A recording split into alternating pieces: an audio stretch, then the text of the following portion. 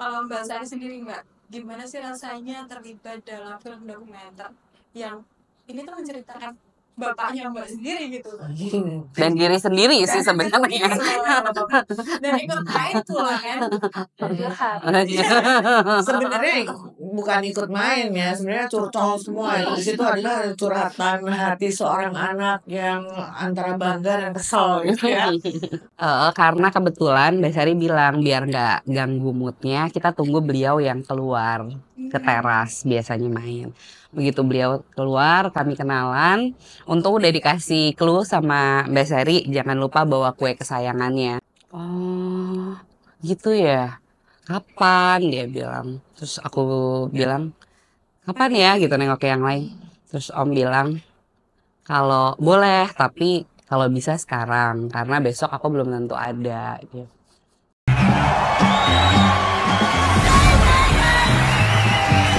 Kita menyampaikan pesan melalui musik ya sudah. Ingin menanamkan rasa memiliki dan mencintai. Saya anggota Kos Bersaudara dan Bos-Bos yang masih hidup sampai saat ini. Di mata Sari, Papa bukan legend. Papa tuh manusia biasa.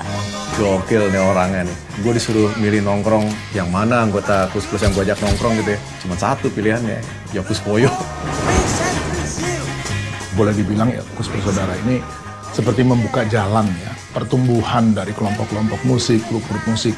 Dan Kus Plus ada di dalam seluruh proses itu.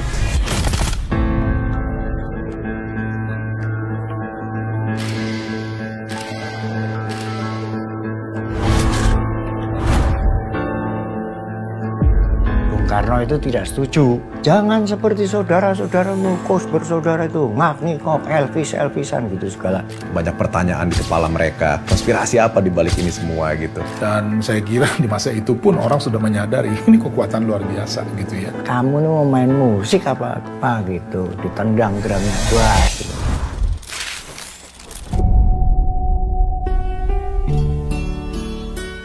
Saya tuh sebetulnya udah nggak pengen lagi main musik, udah mau istirahat. Musisi Indonesia tuh harus tahu, mereka menghibur jutaan orang. Hari tuanya apa? Yang kaya raya siapa? Intinya dia menjadi the last man standing yang gue tahu pasti ada maksudnya. Dan saya nggak ngarepin apa-apa. Pikiran saya just the way that's to be, cuma gitu aja udah. Kita selalu usahakan supaya hidup kita bisa tenang dan sedikit gila. Memang kita udah gila kok. Halo Sobat Rasul, selamat datang di episode Radio Solo spesial hari ini bersama saya Laila Zakia. Nah di sebelah saya ini udah ada tamu-tamu spesial untuk kita hari ini ya. Karena kita tuh bakal ngobrolin sebuah film dokumenter yang jujur aja ini bikin saya sendiri merinding. Bukan karena ini film horor, tapi ini filmnya tuh tentang salah satu legenda yang udah pasti banyak orang lah kenal gitu ya. Apalagi ini juga termasuk dalam warisan budaya yang luar biasa dan penuh kenangan gitu ya teman-teman semua. Kita bahas soal Kusroyo, The Last Man Standing. Nah, ini adalah sebuah dokumenter biografi tentang sosok terakhir dari Kus Bersaudara yang hingga kini masih berdiri tegak, yakni Bapak Kuswoyo ya, Mbak Sari ya, atau lebih akrab kita kenal sebagai Kusroyo gitu. Dan yang paling spesial, kita itu kedatangan 3 tamu istimewa. Langsung kita sapa aja satu persatu ya. Di sebelah saya ini ada, yang tengah ini ada Mbak Linda Oji. Selamat datang Mbak Linda di podcastnya Radio Solo. Terima kasih. Yang dalam film ini berperan sebagai sutradara sekaligus produser gitu. Gimana Mbak kabarnya? Alhamdulillah baik. Alhamdulillah ya baik ya. Terus di sebelahnya ada Mbak Astri Apriani ini sebagai penulis naskah. Yang ternyata naskahnya itu membuat para penontonnya tuh mampu berkaca-kaca gitu ya Mbak ya. Nanti boleh kita spill sedikit ya Mbak soal nulis naskah film ini gitu. Terus dan yang terakhir dan tapi paling utama ini ada Mbak Sari Kuswoyo, anak dari Bapak Kusroyo dan juga tampil langsung di film yang legendaris ini. Mbak Sari terima kasih ya udah hadir di podcast Radio Solo kali ini gitu. Nah, kita mulai dari Mbak Linda dulu ya, Mbak Linda ya. Film ini kan berangkat dari keseriusannya Mbak Sari ya, Mbak. Bisa nggak sih diceritain gimana awalnya ide ini bisa lahir? Apalagi kan tadi kalau kita sempat ngomong di belakang, itu ternyata rencana dan eksekusinya tuh nggak sesuai gitu. Yang direncanakan apa, tapi ternyata jadi mungkin lebih wow gitu, Mbak. Boleh nggak sih diceritain dan Sobat Rasul semua? Iya, jadi sebenarnya waktu itu sih dimulai dari inisiasi Mbak Sari mau buat legacy untuk ayah tercintanya yang kebetulan baru saja selesai sakit. Baru sakit cukup keras dan Mbak Sari concern banget ingin bikin sesuatu supaya semangat lagi. Terus aku menyambut baik waktu itu ketemuan sama Mbak Sari juga sama Mbak Ria, ada rekan kami yang juga terlibat di film ini. Lalu waktu itu diajakin untuk bikinnya tuh apa event, konser, tributu. Cuma akhirnya terus aku bilang mau kenalan dulu. Kenalan dulu boleh nggak sih Mbak gitu. Kalau konser ya kita sambil pikirin dana dan lain-lain. Cuma penasaran banget dan kebetulan karena memang aku dan tim gitu, aku sama Atre kita udah biasa buat tiap hari bermimpi bikin dokumenter gitu, bikin apa untuk karya lagi. Kebetulan kita iseng, boleh nggak ya kalau kita bikin dokumenter buat Om Yok gitu. Terus Dasari bilang ya kenalan dulu aja, main. Mudah-mudahan ya diusir. Mudah-mudahan gak diusir karena Om Yop ternyata cukup sangat apa adanya ketika merespon satu ajakan. Lalu hari itu aku, Atre, Mbak Dia kita main ke rumah Mbak Sari nungguin. Main gue. Karena kebetulan Mbak Sari bilang biar nggak ganggu moodnya kita tunggu beliau yang keluar ke teras biasanya main. Begitu beliau keluar kami kenalan. Untung udah dikasih clue sama Mbak Sari jangan lupa bawa kue kesayangannya. Apa tuh Mbak gue kesayangan Mbak? Waktu itu kita bawa bolu lapis Ambon apa? Lapis Surabaya. Surabaya. Sama Ambon betul. Nah, lapis Surabaya dan Mika Ambon. Jadi kita bawain kue terus udah gitu langsung bilang, Om boleh nggak tiap hari kita pengen main ke sini ngapain? Ya pengen ngobrol-ngobrol belajar hidup sama Om. Tapi kalau boleh bawa kamera. Oh untuk apa gitu kan? Iya. Siapa tahu nanti bisa jadi satu legacy gitu yang bisa ditonton sama semua orang. Oh, gitu ya. Kapan dia bilang. Terus aku bilang, kapan ya gitu nengok ke yang lain. Terus Om bilang, kalau boleh tapi kalau bisa sekarang karena besok aku belum tentu ada. Gitu. Waktu itu ngomong gitu terus. Oh iya Om boleh. Kita udah bawa kamera. Jadi tanpa rencana, tanpa riset, terus kita ngapain? Nah, apa kita hajar. Langsung hari itu mulai tag pertama sampai dengan 4 bulan kemudian kita selalu datang ke tempatnya Mbak Sari untuk ketemu sama Om dan Tante untuk belajar diiyakan sama mereka tiap hari syuting. Iya. Berarti awalnya lebih ke menjebak gitu ya Mbak ya? menjebak Film gitu ya? menjebak. Iya.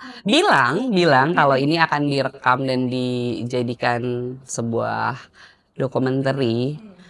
Cuma ya itu tantangan pertamanya adalah Om bilang ya kalau mau sekarang karena besok aku belum tentu ada. Tapi untungnya nggak diusir ya Mbak dari rumah ya? Ya. Sebenarnya menurut aku kita nggak jebak papa ya. Kita prepare bahwa yang keluar dari mulutnya papa ya udah boleh. Tapi sekarang. Tapi sekarang ya kita jawab tantangannya. Jadi sebenarnya papa yang mencoba untuk menjebak. Tidak terjadi, tapi kami sudah siap. Nggak apa. Gitu. Mas Ari sama temennya udah prepare dulu ya? Ini ya. Ya, tar dulu. Pada saat mereka kenalan tak tinggal. Tak tinggal dari jauh. Biar menghadapi. Dan memang benar. Setiap kali syuting kan aku nggak pernah mau ada. Ya. Ya karena sebenarnya cerita ini kan pasti lebih jauh personal untuk Mbak Sari. Dan mengulang ini semua juga harusnya cukup membosankan ya Mbak ya. Karena pasti kan sudah mengalaminya. Jadi kami tiap hari cuma sowan aja ke Mbak Sari, Mbak kami coba izin syuting ya. Day by day ya, hari per hari kita coba untuk datang, kenalan, meriset, ngobrol dulu sih. Jadi aku sama Atre biasanya eh ada majalah nggak Om yang bisa kita baca atau ada koran nggak, nongkrong sama Om, bongkar arsip sama Mimi Michelle, eh lihat piringan-piringan hitam mereka, terus kaset-kaset gitu. Hari per hari terus sambil Om kapan moodnya mau syuting, kita coba untuk yuk nyalain kamera. Karena kebetulan satu clue tentang Yok Kuswoyo ini yang kami dapatkan, beliau tuh jauh lebih paham dunia entertain ini daripada kami. Jadi setiap kali ada kayak gini nih, rekaman ada clip on yang nyala atau sekedar kita taruh sound dimanapun atau bahkan handphone yang merekam atau tidak, jangankan kamera yang menyala gitu, dia sangat tahu. Jadi dia tahu kayak kalau ini direkam dia nggak akan cerita. Udah ada sensornya sendiri gitu. Udah jago dan udah paham banget. Kayak kita mencoba untuk directing Om cerita ini yuk atau apa itu sulit banget ya, sulit banget di saat awal-awal sampai dengan momen-momen kalau kameranya mati, kok dia ceritanya lancar gitu. Kalau kameranya mati, kok seru diceritain gitu. Akhirnya udah muter terus sampai beliau mau. Berarti memang perlu pendekatan khusus ya Mbak ya. Karena beliau sangat paham dan tahu. Tapi untungnya waktu awal sudah sedikit dibocorkan sama Mbak Sari tadi ya. Habis kalau datang bawa kue gitu. Terus tunggu keluar sendiri gitu. Kalau didorokin nggak mau nggak? Pak ayo syuting Pak gitu. Oh nggak bisa, nggak bisa, nggak keluar rumah. Nggak ketemu seharian. Dan kadang-kadang sama mama udah dikasih tahu kita mau syuting tanggal segini jam segini, datangnya jam segini ya, biar dia udah ngopi dulu, udah senang. Nanti kalian datang boleh lebih cepat tapi kamera onnya nanti. Jadi kadang-kadang selesai makan, gerombolan udah dateng, ketawa-ketawa sama papa, baru nanti kemudian papa yang bilang hari ini syuting nggak nih, syuting Om, nyalain lagi. Nah kalau dari Mbak Astri nih, kalau dari segi penulisan naskah, ini kan pasti itu kan ketemu sama legend ya Mbak ya. Itu ada tantangan tersendiri nggak sih Mbak untuk menulis naskah sampai dokumenter kayak gitu? Tantangannya berlangsung sepanjang kita syuting. Jadi selama 4-5 bulan gitu. Ketika tadi diceritakan pertama kali kita ketemu sama Om Yok gitu ya, kenalan dan segala macam sampai akhirnya langsung syuting di hari H itu juga, itu kita tidak punya skrip. Gitu. Jadi berbeda sekali prosesnya ketika kita bikin film fiksi, film dokumenter ini gitu. Fiksi kan pasti sudah ada skrip jadi, bahkan udah ada draft sampai ke 12, ada development, pengembangan dan segala macam. Kuswoyo ini sungguh sangat luar biasa, berbeda skrip. Terus sebagai aku pribadi tidak terlalu mengenal karya-karya saudara terus gitu. Jadi sosok Om Yok pun yang aku tahu hanya sebagai, bukan hanya ya, adalah orang yang kreatif sekali kepalanya gitu, dengan lagu-lagu ciptaan yang sangat banyak, 300-an lagu gitu kan. Orang yang temperamental, eksentrik, paling eksentrik di antara member bersaudara Kus, tapi sebatas itu saja gitu kan. Jadi kayak belum riset, belum punya daftar pertanyaan, tapi terus tiba-tiba syuting, lampu udah nyala, kamera on gitu. Jadi kayak oke, siasatnya adalah kita meminta tadi punya clipping nggak, punya koleksi kaset atau piringan hitam nggak. Itu tuh sebenarnya strategi kita untuk pelan-pelan riset sampai akhirnya Om Yok dan Tante Michelle nyaman dengan kita. Aku pelan-pelan juga di balik layar kayak oke, mulai drafting skripnya dengan sedikit-sedikit mewawancara Mbak Sari, mewawancara Om Yok gitu. Dari situ tuh makanya aku bilang skrip itu berkembang sepanjang kita syuting, berubah terus gitu sih. Bahkan setelah kita ngedit 4 jam Nanti sebenarnya udah 5 bulan, 18 bulan. Skripnya berkembang terus. Karena sepanjang syuting sampai akhirnya durasinya 4 jam. Kita punya footage 4,5 jam ya. sampai 4,5 jam gitu. Sampai akhirnya skrip itu harus dipertajam dan akhirnya bisa ditonton yang sekarang kan isinya 61 menit. Itu melalui perjuangan yang sangat Perjuangan 120 jadi 90 lalu 61 ya. mentor ceritanya Atre di skrip ini mulai dari Om Yok, yang paling berat Mbak Sari sih ya, banyak banget. Enggak. Ceritanya. Yang ini enggak. Yang ini jangan. Pertanyaannya yang ini jangan. Nanti cari perkara nih. Kalau ini cari perkara jangan. banyak inilah Seleksi.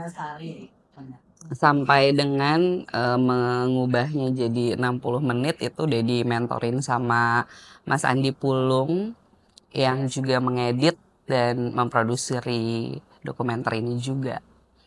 Jadi panjang banget sih ya, 18 bulan benar. Iya 18 bulan itu. Ya, panjang banget berarti ya Mbak ya. Kalau Mbak Sari sendiri Mbak, gimana sih rasanya terlibat dalam film dokumenter yang ini tuh menceritakan bapaknya Mbak sendiri gitu. Dan diri sendiri sih sebenarnya. Dan ikut main pula kan. Sebenarnya bukan ikut main ya, sebenarnya curcol semua. Di situ adalah curhatan hati seorang anak yang antara bangga dan kesel gitu ya. Juga perasaannya ya nggak habis-habis gitu, maksudnya udah nonton yang 120 nangis, diedit jadi 90 nangis, 61 begitu lock nangis, nonton lagi nangis, Sampai kemarin nangis lagi. Karena itu kan bagian dari cerita hidup saya juga. Jadi apa yang terjadi sama papa selama saya sudah ada di kehidupan beliau, ya itu bagian dari hidup saya juga. Nggak bisa dipisahkan. Walaupun kadang-kadang pengen berpisah. Ada hal-hal yang itu urusan papa, saya nggak mau tahu gitu. Tapi kan tidak semudah itu. Nah kalau Mbak Sari nih sebelumnya tuh aku pernah membaca salah satu wawancaranya Mbak Sari gitu ya sama salah satu media gitu. Padahal Om Yok ini kan salah satu legenda gitu. Tapi kan kalau di mata Mbak Sari, Om Yok itu bukan legenda, tapi seorang ayah gitu ya. Kalau Mbak Sari itu Om Yok itu sosok yang seperti apa sih? Nonton aja deh. Nonton Kusroyo kalau mau tahu sosoknya seperti apa. Jangan lupa nonton ya Sobat Hasil. Apalagi kan kalau saya dengar film ini nggak cuma tayang, tapi juga roadshow ya. Ya roadshow ke berbagai kota. Boleh diceritain dong, ini katanya ada segmen love letter. Itu apa sih? Sobat Rasul tuh pengen tahu love letter itu apa sih gitu. Iya, kebetulan tantangan ketika kita mau ini didistribusikan adalah kita harus sadar bahwa ini sudah sangat berjarak antara generasi Om dengan generasi eksisnya Om ya, dengan generasi yang saat ini mungkin lagi lucu-lucunya mereka mencari tentang hidup. Dan karena kita sepakat menyebut dokumenter ini adalah tentang hidup dan perjalanan Om menemukan akunya Om, perjalanan Om berkarya tentang semua karya-karya dan termasuk musik dan lirik lagunya Om, karena Om tuh gak cuma musisi yang tidak diketahui banyak orang. Om Yok itu setiap hari menjadi seniman. Beliau juga mahat, beliau juga bikin batu mulia, batu, dan beliau juga adalah seorang ayah dan laki-laki yang punya kisah cinta luar biasa. Aku sangat belajar banget. Nah menurut aku ini semua tuh penting banget ditontonnya justru sama mereka yang mau menjalani hidup panjang. Nah idenya waktu itu aku share sama tim, sama Mbak Sari juga, boleh gak sih kita bikin romantisme gitu. Istilah kita meromantisasi Kusroyo ini menjadi hal-hal pribadi juga akhirnya nanti buat semua orang. Jadi kita bikin konsep love letter itu untuk Om Yok. Jadi semua orang boleh tulis surat cinta setelah selesai nonton Kusroyo, dan nanti itu kami compile untuk kami tontonin ke Om Yok bahwa ini loh hasil dari dirimu legowo. Ceritanya dipajang dan dipertontonkan ke semua orang. Dan kemudian untuk teman-teman yang menonton, karena kita mau ini bukan sesuatu yang jauh, kita mau ada refleksi, mereka kasih surat cinta untuk diri mereka sendiri. Nah itu yang coba kita bawa setiap kali kita ingin sekali bahwa Kusroyo ini ketemu sama penontonnya. Berarti selain tadi ada dukungan dari keluarga dalam prosesnya pas syuting tadi ya, itu juga ada peran penggemarnya juga di dalam Tentu, film itu ya, Kak, ya? tentu. Di film kami dari awal sudah dikasih tahu Mbak Sari untuk ini ada orang-orang yang bisa bercerita panjang dan punya koleksi panjang soal karya-karyanya. Om itu dikasih tahu langsung, nih orang ini, orang ini, orang ini, orang ini, temuin aja pakai nama aku gitu. Jadi kita langsung pergi waktu itu, kita jalan-jalan 4 kota, bahkan rezeki kami sih sebenarnya waktu itu ada halal bihalal pertama yang dibuat sama penggemar selepas kepergian Om Nomo ya. Ya. Jadi halal bihalal pertama kami diundang ke Om Yok diundang ke Ancol, kami ngintil. Kami ngintil. Di situ adalah riset panjang aku dan Atre untuk bisa menikmati lagu-lagu Kus Plus dan Kus Ini Bersaudara. lucu nih. Jadi mereka bilang gini, aku tuh nggak tahu Nggak lagu-lagu tahu. Plus lomba gitu. Oh ya udah nggak apa-apa gitu. Sambil makan nih gitu. Terus tiba-tiba Pelestari tuh main. Mereka nyanyi. Terus bilang, oh bisa, oh ini Kus Plus. Semua lagu yang lewat mereka nyanyi. Sudah, oh nggak tahu lagu Kus Plus, pinter. Jadi Emang lagunya tuh legendaris banget ya sebenarnya. iya, jadi itu yang menurut aku juga jadinya penting buat kita angkat bahwa penonton Kusroyo nggak boleh cuma sekedar fans gitu. Karena ternyata kami yang waktu itu menyatakan diri bukan fans, hampir 40 lagu sepanjang acara berlangsung, oh kita hampir tahu semua gitu. Termasuk ada satu lagu yang akhirnya nggak masuk di dokumenter ini sih, kita masih keep. Itu cerita soal kelelawar sayapnya hitam. Itu aku bertanya akhirnya setelah dengar itu, karena kok aku hafal, kan itu jadi lagu hari-harian sepanjang aku waktu belia dan tidak tahu apa-apa kan. Aku pikir itu lagu justru terinspirasi dari film Batman. Terus aku bertanya langsung sama penciptanya, which is Om Yok. Om nonton film Batman aja jadi lagu ya, keren banget. Sopo bilang, cek itu tahun berapa? Oh, langsung panik. Ngecek ternyata jauh lagu itu ada sebelum ada Batman. Om itu inspirasinya apa? Wah itu mind blowing sih. Jadi kami pun sebenarnya jadi merasa wah banyak banget ya ilmu yang bisa didapatkan sepanjang proses. Akhirnya kami menganggap ini bukan sekedar membuat karya, tapi kami lagi belajar ya, belajar banget. Sekalian belajar kehidupan. Belajar kehidupan. Kalau pas awal ketemu tadi kan bilangnya belajar kehidupan ya. Tapi beneran belajar kehidupan. Belajar banget.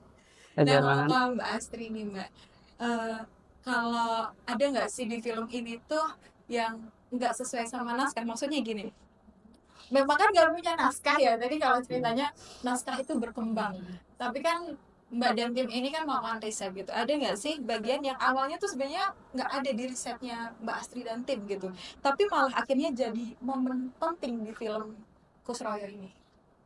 Mungkin Itu dia. Itu jebakannya.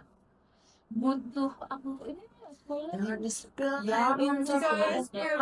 Tapi yang bisa aku katakan sekarang mungkin sepanjang aku ngobrol dengan banyak pihak ya, termasuk Om Yung, termasuk Mbak Sari, dan kan ini nggak cuma keluarga saja di dalam film ini gitu ya, ada beberapa pihak lain yang juga menjadi narasumber penting gitu. Nah, dari wawancara-wawancara dan riset-riset dengan orang-orang ini mulai terbentuklah sebenarnya ada 3 chapter besar dalam film ini. Dan itu terbagi menjadi 3, kehidupan Om Yok kaitannya dengan keluarga, makanya akan diisi dengan Mbak Sari, ada Tante Michelle, ada cerita tentang Tante Onya, ya skill-skill ini yang mention. Terus bagian kedua ada tentang Om Yok dengan kenusantaraannya, makanya nanti akan diisi dengan cerita-cerita dari Bapak Firman Farid gitu ya, sebagai budayawan yang bisa menceritakan tentang sejarah musik, ya, sejarah musik dan sejarah Indonesia terkait Nusantara. Terus chapter ketiga itu Om Yok dengan musiknya gitu, kayak musiknya sebagai anggota khusus dan khusus gitu tuh ada Mas Aris Tuhana yang menjadi promotor comeback khusus tahun 90-an. Dan juga ada David Tarigan sebagai pengamat film pengamat musik Nusantara dan juga foundernya Irama Nusantara gitu. Itu tuh Enggak bisa lah. melihat sisi-sisi lainnya Om Yok Soyo tidak hanya sebagai member atau musisi saudara Gusmus, tapi juga sebagai ayah gitu ya, sebagai Suami. sebagai budayawan, Sebagai kakek, sebagai petani, sebagai petani, betul. Enggak. Ya. Pokoknya sebagai manusia utuh Banyak gitu ya. sekali sisi-sisi kehidupan Om Yok yang sebenarnya orang belum tahu gitu, dan tidak bisa ditemukan di mana-mana gitu. Makanya harus Nonton. Benar. Bromo. Kalau Mbak Sari nih, Mbak Sari tadi kan cerita ke kita kalau setiap melihat filmnya tuh pasti nangis. Ya, tapi ada nggak sih momen waktu syuting yang bikin Mbak Sari tuh terharu gitu? Banyak. Triggering syutingnya. Itu syuting itu Romantis.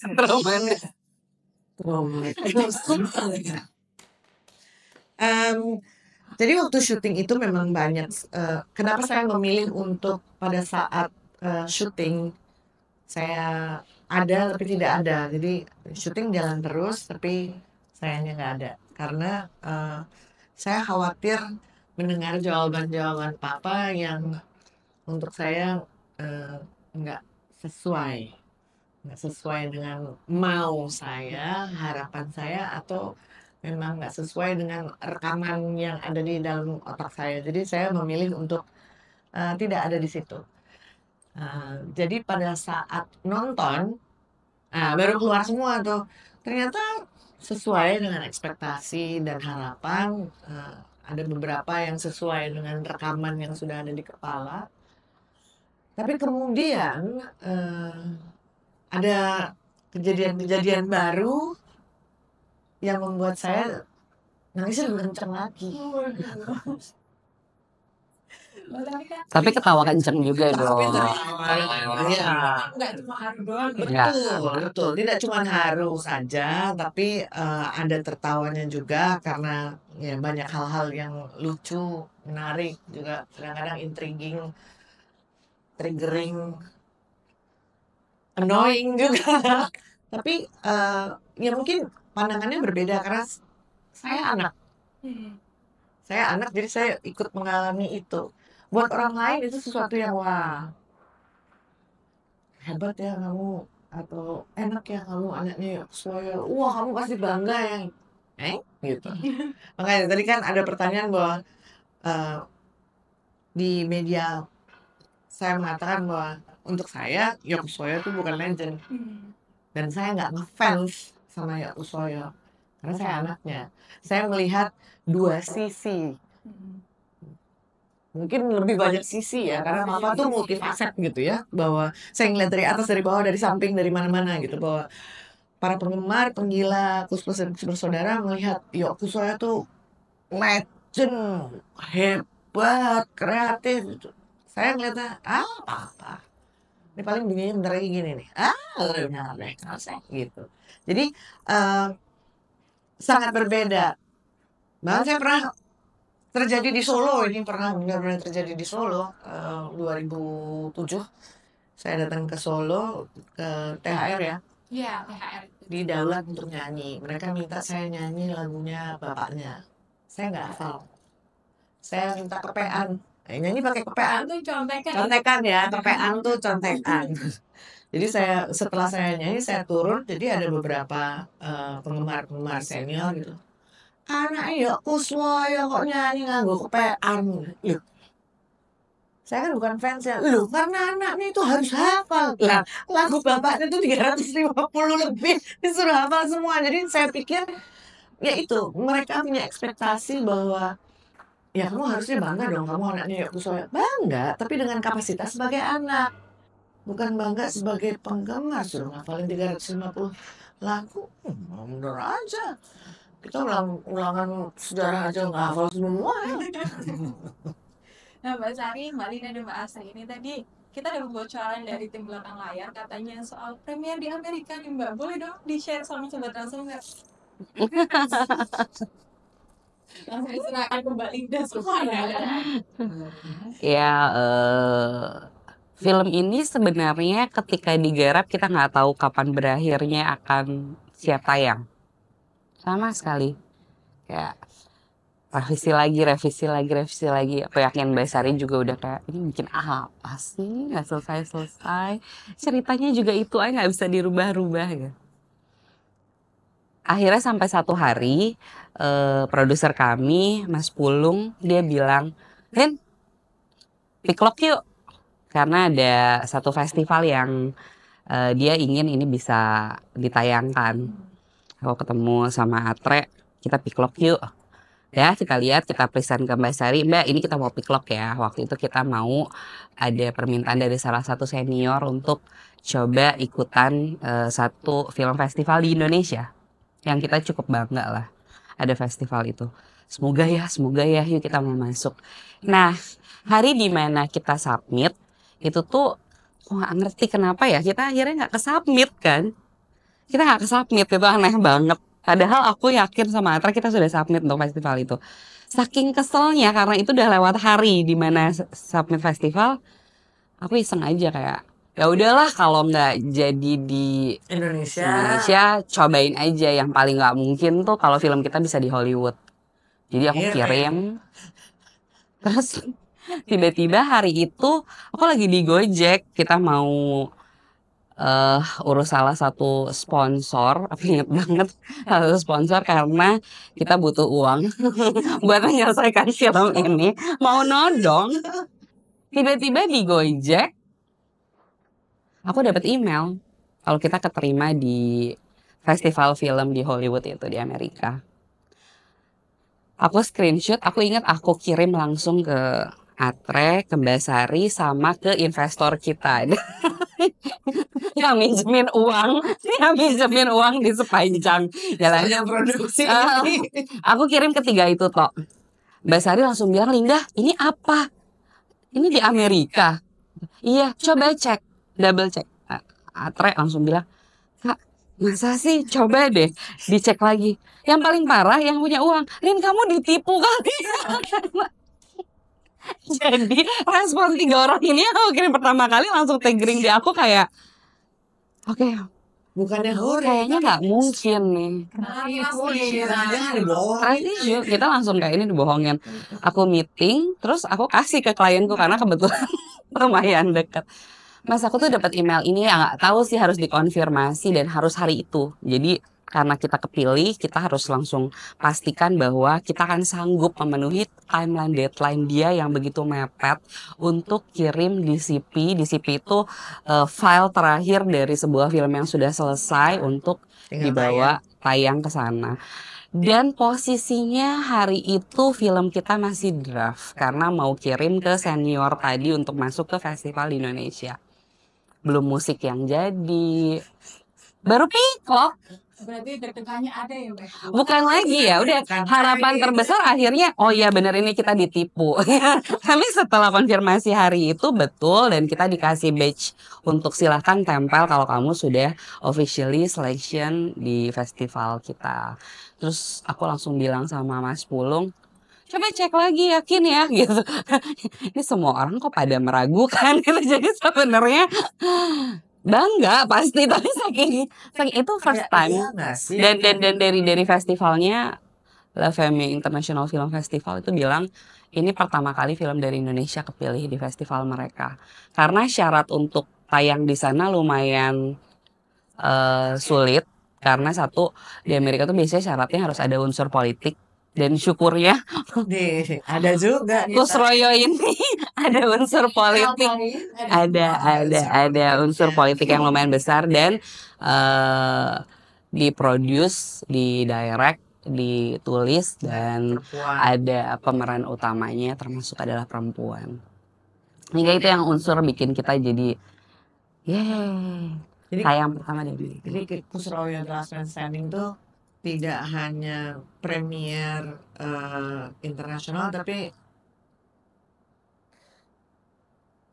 untuk kita ya, untuk kami gitu, bahwa sesuatu yang kita kerjakan kaget. Sebenarnya kita kerjain ini kan pakai kagetan lah, semuanya tuh kagetan gitu.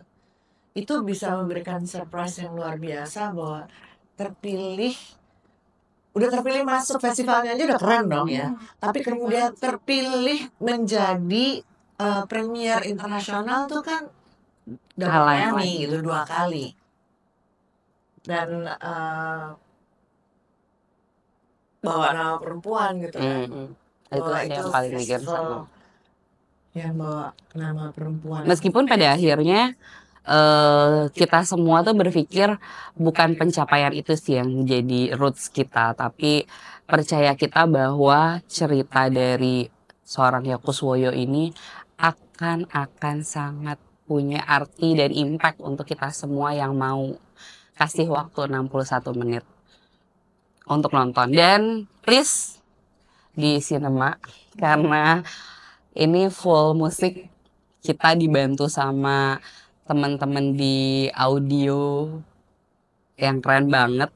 Semua pada turun gunung. Ada Kakak Ole kita manggilnya, Andrew dari Expos Audio. Dia serius banget ngegarap ini, dan di mixing dan mastering juga sampai dengan filmnya jadi sangat diperhatikan. Untuk dokumenter kita 7.1, jadi Dolby yang lumayan oke banget buat didengerin di sinema. Jadi penting banget untuk kami, makanya sampai ke hari ini gitu roadshow. Mas Pulung juga Super 8mm, Mas Rozi yang bantuin semua kerangkai, mereka serius banget. Jadi buat kami ya ini film dengan cerita dan latar belakang yang banyak orang katanya coba untuk tidak selesai. Tapi mungkin di tangan teman-teman yang memang profesional ini akhirnya membantu kita legowo untuk melepaskan karya yang kita kekep selama 18 bulan, yang bikin Atre tuh kalau istilahnya ke aku kayak, Kak, ini masih direvisi lagi. Karena kita diedit langsung juga sama produser kita kan, Mas Pulung, dan itu dia selalu kayak ini coba dikoreksi lagi. Jadi day by day hampir kita selalu ini approve Mbak Sari ya, yakin ya gitu, bukan nanti kalau udah diselesaikan terus ini gak di approve sebagai sebuah cerita. Aku bilang iya kok. Karena memang amazing banget sih, sangat menakjubkan gitu ya, bahwa dari tahun 80-an beberapa nama besar sutradara, terus PH besar mencoba untuk membuat film yang sama mungkin ya. Tidak sama, tapi lebih kepada biopiknya Kus Plus dan Kus Bersaudara.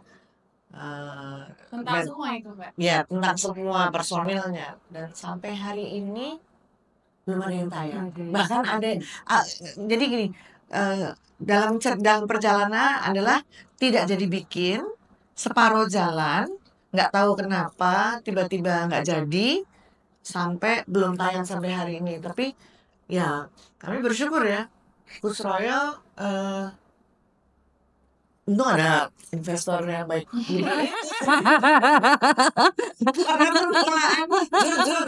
Kita nggak punya uang. Ini tuh bener-bener utang, bener-bener Oh, utang. Ya ampun, kalau ikut itu. Tapi kan berarti memang susah payah banget ya sampai akhirnya bisa tayang gitu ya Mbak. Sebelum tayang di Solo, ini kan sempat tayang di beberapa kota lain gitu ya. Feedbacknya dari para penonton tuh gimana sih Mbak untuk melihat film ini Mbak? Katanya ada yang wow banget gitu ya. Nah, Ya udah diceritain singkat aja Mbak. aku sebenarnya yang paling terharu ketika teman-teman yang punya ekspektasi justru ini harusnya ya biasa aja. Contoh kayak kemarin kita ketemu beberapa narasumber baru, narasumber yang kemarin ikut syuting dan baru menonton. Itu mereka bilang kayak, Mbak aku nggak nyangka jadinya tuh beneran segini gitu. Terus ada juga sisi lainnya seperti David Tarigan yang bantuin kita dari nol ketika meriset sampai dengan jadi, dan ketika ngedit tuh nonton terus. Itu baru kemarin pas kita nonton lagi, Premier kan waktu kita Mm-mm. perayaan pertama ya. itu baru saling berjabat tangan dan pupuk jadi juga ya. Jadi responnya sepanjang itu, tapi dari banyak sekali orang selalu bilang kayak ke Mbak Sari, Mbak izinkan lebih panjang, lebih panjang, lebih panjang, selalu kayak gitu ya. Dari waktu perayaan yang pertama di Jakarta itu kebetulan saya banyak mengundang teman-teman seniman yang papan atas dan happening lah ya gitu ya. Walaupun ada yang lawasan juga gitu ya. Mbak Iis Sugianto tuh begitu keluar dari teater tuh matanya bengkak. Katanya keluar studio semuanya matanya bengkak. Mayoritas gitu. Dan Andre Hanusa kebetulan kacamatanya selalu hitam ya, dia kebetulan dia kalau panggil saya Oma gitu, dia peluk gini, Oma kita nggak bisa berhenti menangis. Jadi hampir semua mengatakan bahwa emosi mereka diajak naik turun, mereka merasa menjadi bagian dari, dan Kusroyo atau Yok Kuswoyo itu menjadi seperti guru mereka, seperti ayah mereka, seperti mentor mereka, bahkan menjadi partner mereka. Jadi makanya buat yang udah senior aja bilang seperti itu gitu kan.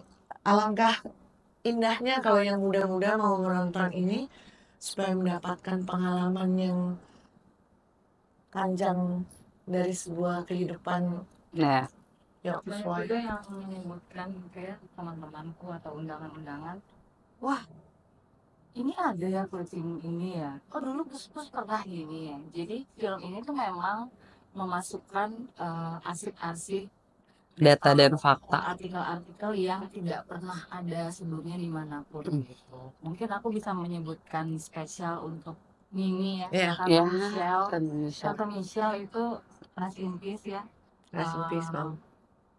Itu rajin sekali gitu mengumpulkan clipping, artikel, foto-foto, bahkan video ketika comebacknya Gus tahun 95 tuh 8mm juga sebenarnya ada loh.